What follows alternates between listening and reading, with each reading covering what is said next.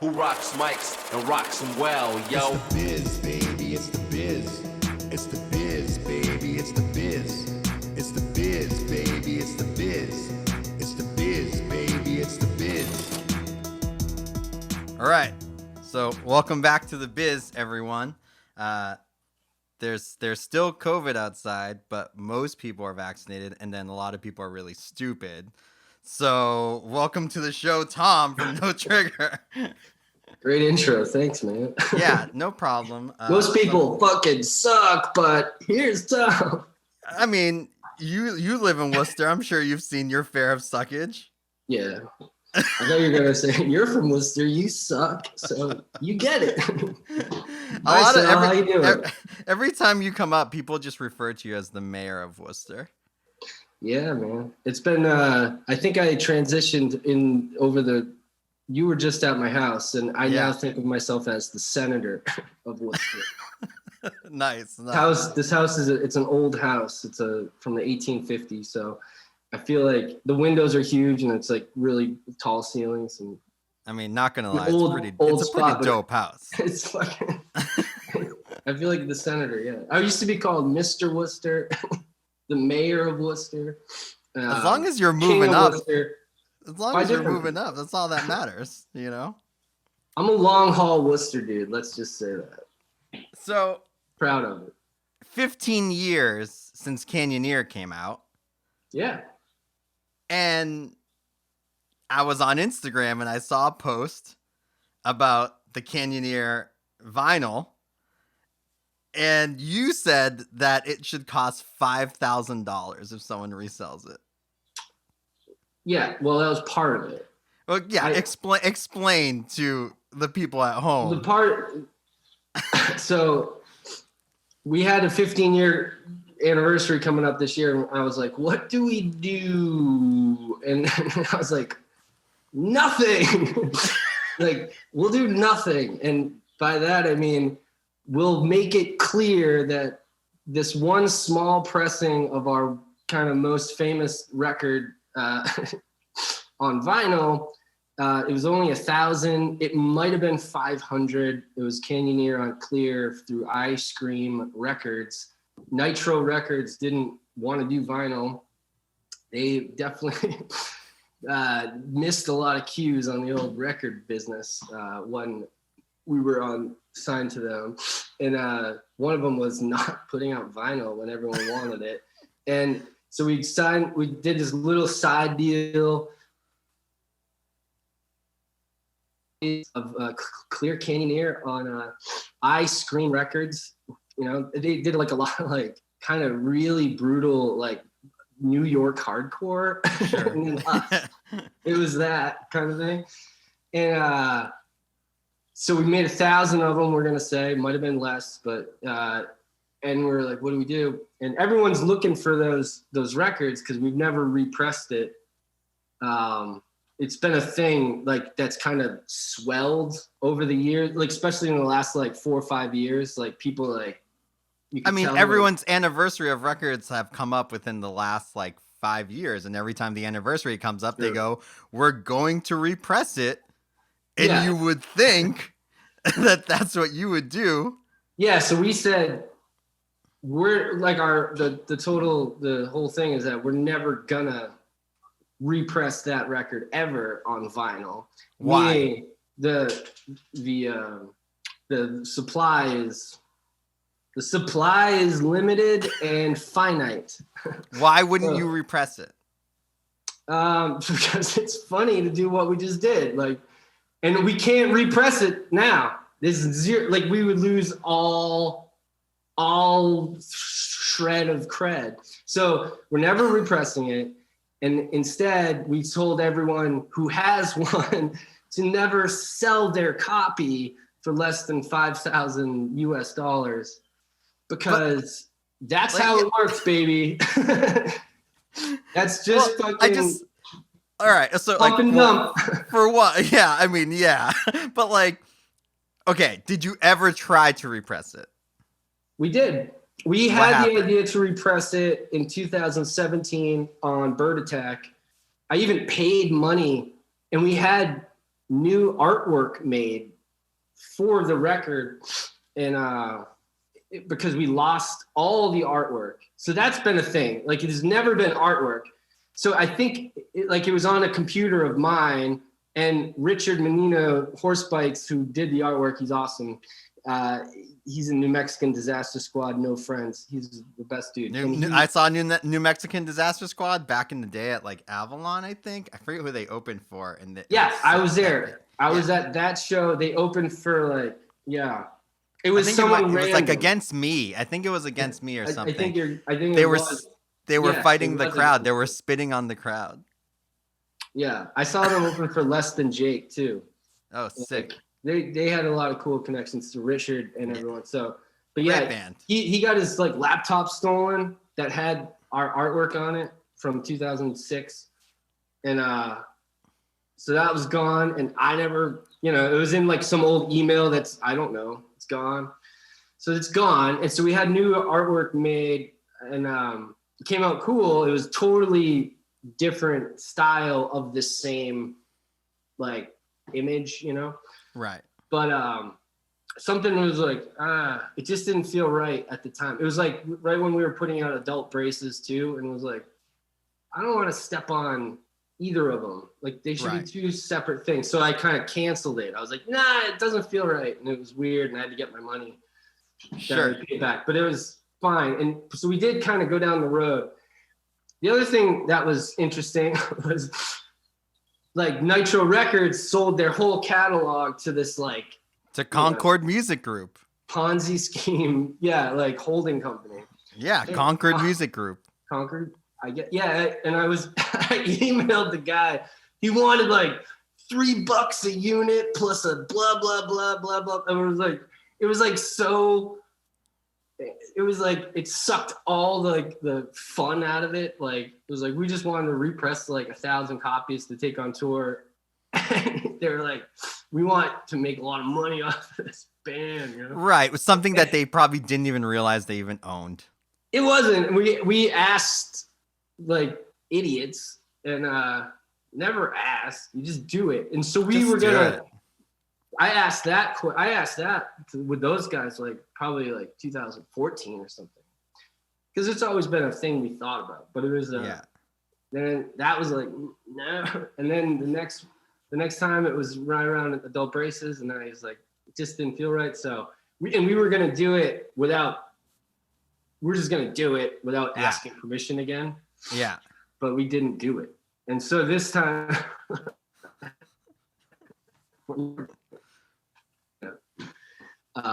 If anyone has one, never sell it for $5,000. So, all right. So not pressing it or whatever, because like, it's stupid that you have to like get your music from some company to do it, which definitely sucks the life out of like trying to do something. But how did you land on $5,000? Oh man, I think it's perfect. I think like when I look at a copy of it, I go, this is $5,000. So that's how it came up. Like, you look at it and you're like, what is a reasonable but insane amount of money that this could actually make me be worth? Sure. If the demand was high and we all bumped up the price, couple people put it on eBay. I don't think it's sold yet for $5,000. I haven't seen one sell, but I have a feeling it will. Well, we'll see. I wanted a copy so bad, right? And like, I remember I was at like Purchase Street Records, and Roger over there had a copy, and like, I think he had it like priced for like $140, like $160, and I was like, I want that record so bad, but like, he was like, well, make me an offer, and I was like, I want to pay like $1 for it, like that's like my top, and he was like, whoa, who's like, that? Oh, this is Devo. What's up, Devo? Damn, cameo. Yeah. So like, and he was like, no, I can't let it go for that. And I was like, all right. And like in my head, I was just like, yeah, like, I don't know. He was smart. He was smart. Yeah. Well, so then like, I was like talking to Tom C, And he was like, I'm so glad you didn't spend that on that record, man. Don't spend that. Like, that's like way too high for that. And I was like, I know, but like, you don't see them pop up that often. And like, when I do, like, like, it's always around there. And he's like, yeah, don't spend that, man. Like, it's way too much. So, like, I didn't. Tom C didn't see this coming. Tom C is the bassist of No Trigger, by the way. Right. Yeah. Guitarist now. But go ahead. Yeah. And so I was like, yeah, I mean, that's crazy to blow that much money on one record. And then I think I saw it again on Discogs for like 140. And I was like, I was like, no, it'll pop up for like under one. It'll pop up for under that. And then you posted that, and I was this motherfucker. Like, that one wasn't available on Discogs anymore. Oh, of course not. And like, literally, someone flipped it. Oh, flipped it so fast, and within a couple weeks, I they're remember up there like, for $5,000. And like, should I buy a Bitcoin for $1,000? Oh, it seems a lot of money. I mean, that's just how it goes. Right. But like, you're not getting any of this $5,000. Well, that's not how it works either. So I have 5 copies of this. Oh. So this is a long game, man. Yeah. Yeah. Like I am, what the fuck is that guy's name? Oh my God. It'd be funny if I had it on the tip of my tongue. The guy who created Bitcoin, I can't think of his name. I don't remember. But yeah, you're like that guy. Very Japanese name, I can't remember. But yeah, just secretly holding the stash of them. But yeah, so I just thought it would be funny. It was kind of like, I saw Wilhelm Scream do it with Ruiner and Mute Print through Creator Destructor, which is a really good way to roll out that thing. And it's exactly from Heart Sounds. It's our bud, like it's like all buds all around.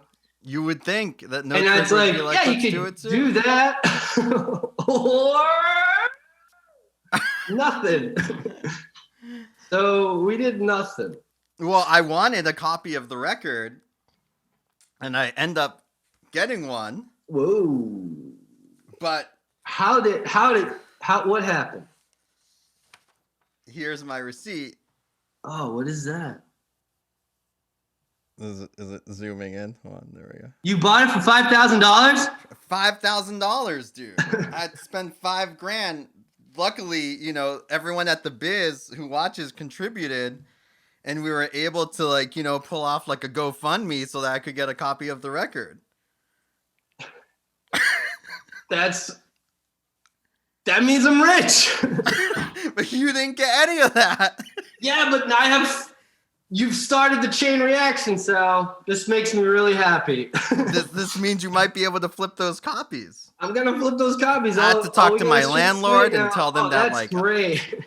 I told my landlord, I was like, you're going to have to wait, man. I have some things I'm going through right now. So really, there was a GoFundMe that did make that amount? No, I just was like, I want this record. You're borrowing a copy. Is that a fake receipt and you're borrowing Tom C's copy? Or is that a real receipt? We won't know. What? All right. Maybe this is a bit. It could be a bit. But your whole... Sniffing a bit. I don't know if it's a bit. I think you pricing a record for $5,000 is a bit. Could have been a bit, double bit. Now this is a $5,000 record. Dude, I'm glad everyone pitched in and spent $5,000 on this bit. Yeah, exactly. Well, now I enjoy it, and you didn't get any money from it. The receipt had like $5,300 or something. Was there like a fee? All right. So it was $5,000, $4 shipping, and then Massachusetts sales tax, 6.5%. So let's see. Yep. Yeah, there we go. Yep. There it is. It's a receipt. It looks like a receipt. I don't doubt that looks like a receipt. Well, That's great. I mean, that's all I wanted was to know the explanation of this. Do you Here's remember the any? receipt. Do you remember anything from those Canyoneer days of Yeah, dealing I with remember like night? everything. Yeah, I well, like wasn't you doing remember. drugs back then. So you remember I everything. remember everything. I didn't do one drug, any besides drinking, until I was 30. 30th birthday was when I started smoking weed. So I remember all of that, man. Yeah. But like, do you remember like anything that was like, what was like the most just like biz bullshit? Like, Oh, biz style. yeah, like, I remember a funny thing that I remember, like super biz, yeah, was like, I remember Mike C, who owns SJC Drums, who was our drummer. It was kind of me and him were like the heads of like, I was like, we were both like the people doing the shit in the band, right. At the same time. And he like had all these bigger artists that he knew from the drums. And he had like these connections to like entertainment lawyers. So I remember we got a lawyer to review like this guy, like super lawyer for like whoever bands, Right. The Used or whoever, like I don't know. And it was like we were on a conference call and it was like 6 of us in a room in his Mike C's parents' house, and we're on this call with this guy, and we're asking so many questions, like we were so afraid of like making and this guy worked for us, and it was right, like right. And the whole time he was yawning, like he couldn't have cared less about anything. He was like, yeah, that's standard. It was just like we were so amped, and he couldn't have fucking given a shit. No, he was like, I'm gonna help funny. these guys once, and then that's it. Yeah. So it was just like, I think he knew like we were just like super green, like who knows band. We were very young, or young-ish, but biz wise, I don't know. We did a couple biz. We didn't really do too much. I mean, we played like CMJ Showcase, Which once. is like the most bullshit thing. That doesn't. We got drunk in a room. We just played a Right. show. It's like, Right. not really I met Dexter Holland. I mean, that was probably one of like the, he was our boss. Yeah. And now that Nitro's gone, we can say it, but Crime and Stereo had just toured through California. Our records came out, I think, the same day or very close to each other. Sure. That year, and we're both on the same label. So we were like the two bands. They were like here, and Right, like they just went through California, and we played with them on Warped Tour, and we were going through California after that, and they said they just backed their trailer up to the warehouse and filled it with CDs, and they were selling these stolen CDs, and we did that too. Yeah, of course. I was the guy who had to like go with Dexter and all the people. I was like, I'm just, and it was just the band dudes at the warehouse, the Offspring's fucking stage like gear, all their backline is like lining this warehouse, and it's just full of CDs. Fucking stole a lot of them. Guys, that was a younger us. Labels defunct. Please don't sue. No Trigger is coming out with new music soon. Yeah, we got a new record in the can, and it's a doozy. You let me hear it, and I enjoyed it. It sounds like something you guys made for like yourselves, which is Yeah, definitely a new. It was mostly my brain went kind of something happened. I just went with it, and I'm very proud of the results. I'm super excited. Oh, it's very good. I mean, I enjoyed it, and to see what happened to my brain over quarantine. There's on the songs, I have to say, there's like these like just feel like there's just like classic, just kind of like subtle, funny things in each one that I really enjoy. Yeah, I spent a lot of time thinking about how to mess these things up as good as I can. Well, I can't wait for people to hear them because it was very enjoyable. I can't wait for you to hear the rest of it because you've only heard a few, and the rest. That's not the whole thing. The rest of the record, that's the through line, Sal. Yeah. Well, I didn't know there was more songs. So, yeah. I thought you were just doing another EP, but it's a full length, I guess. It's a longer full length than anything else we've ever done. It's more music than ever, and we have even more after that. We wrote 22 songs and we recorded 14 for the record. So we have other ones that are ready. How much will that record cost when it comes out? So if you know any labels, have them get in touch with me. So what happens I with will your show any label what we got going on. I'm, what happens with the other? What happens with the other records though? My thought is that, and this is I really think this is gonna happen, is that the new record comes out and it's gonna blow people's minds enough where they're gonna backtrack to see that we had this very rare one, and it's now gonna be worth 50,000 instead of 5. We'll see. I'm calling it now. I hope people it's gonna be the most sought after vinyl record of all time. Punk. Record. I hope that people get rich off of selling their No Trigger records, and everyone in the band just goes like, I'm glad you have a copy, Sal, because that $5,300 is going to be worth $50,000 in like 2 years. Yeah, but like 3. When's the anniversary of like Tycoon? I think it's next year. I'm gonna start buying them now. Yeah, the 10-year anniversary is next year. Yes, buy them now.